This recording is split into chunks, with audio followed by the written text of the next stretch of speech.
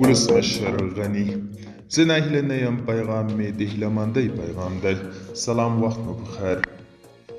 ولسمشر محمد اشرف غني وایي که چیرې افغانان د افغانستان د راتلونکي برخلیک او اهدافو په اړه اجماع ته ورسیږي، هیلهمند دی چې ټاکل شوي اهداف ته به ورسېدل ممکن وي.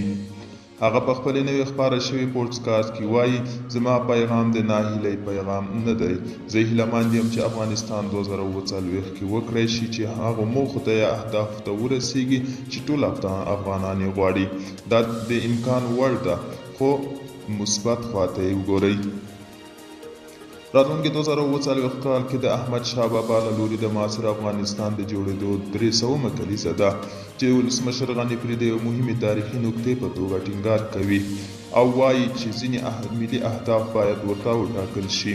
ښاغلی غني وایي چې د افغانستان د طبیعي سرچینو، کانونو، شنې انرژي او شته صنعت ډېر امکانات لري، خو په دې پورې اړه لري افغانان خپل راتلونکی څه ډول ټاکي او په کوم لور حرکت کوي.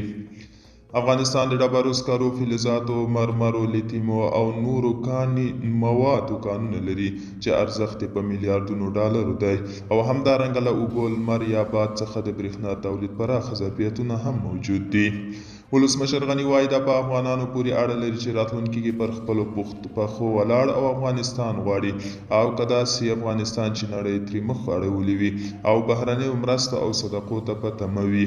هغه وایي د پرمختللي افغانستان لپاره د یو داسې بنسټ ایښودلو اړتیا ده چې افغانستان پرې د 19مې یا 20مې پېړۍ له فجایعو نه ووځي او افغانان د یو متحد ملت په توګه ثبات ته ورسیږي.